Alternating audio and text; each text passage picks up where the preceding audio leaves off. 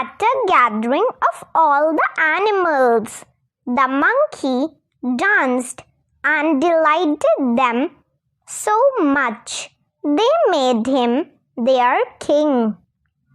The fox, however, was very much disgusted at this, so having one day found a trap with a piece of meat in it, he took the monkey there and said to him, "Here is a dainty morsel I have found, sir.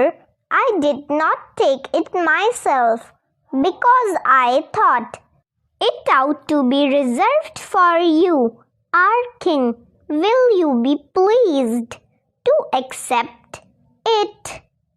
The monkey made at once for the meat and got caught in the trap.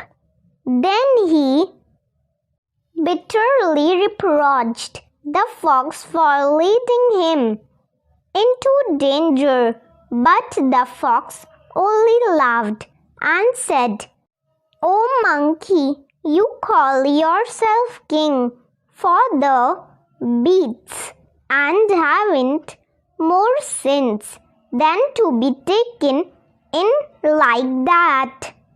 Moral of the story: wisdom cannot be gained by high rank.